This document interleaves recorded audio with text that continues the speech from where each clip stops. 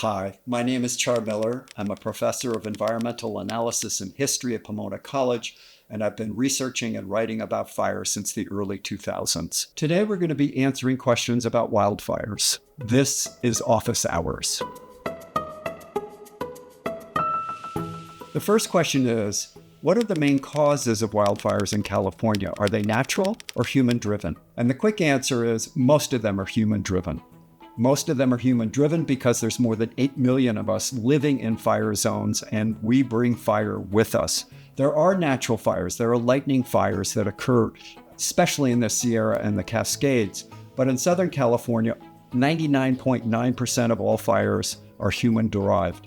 The next question is, how has climate change affected the frequency and intensity of wildfires? The key thing to know about climate change is that it intensifies pre-existing systems. There's always been wildfires in California and across the US West. What climate change has done is it's acted like kerosene thrown onto a fire to accelerate, intensify, and speed up the very thing that was once always here. And that's part of the dilemma. The other part of the dilemma is those fires are erupting in human communities located in what we used to call the urban wildland interface.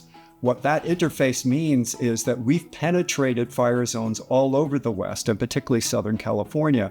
So when you see fires burning, they're not really wildfires any longer. They're really urban conflagrations. The next question is, how do prescribed fires work, and are they effective? Here's something that I think the state, every county, and every community that has fire zones needs to be putting fire back on the ground, under controlled circumstances, of course. But prescribed fires help to minimize the sort of explosion of intense fires, not unlike those that we saw in January 2025 in Los Angeles, and those we've been seeing since at least 2003 in California. Getting fire back onto the ground under controlled circumstances is an effective, in fact, maybe the most effective way to reduce the size of fires, their intensity, and the loss of life. This being California, and there being an enormous amount of tech influence on our thinking, this question then asks what technologies and tools are being developed or have been developed recently that help us better predict and manage wildfires. I have to say, there's a lot that's emerging with drones, with remote sensing, and other really deft tools.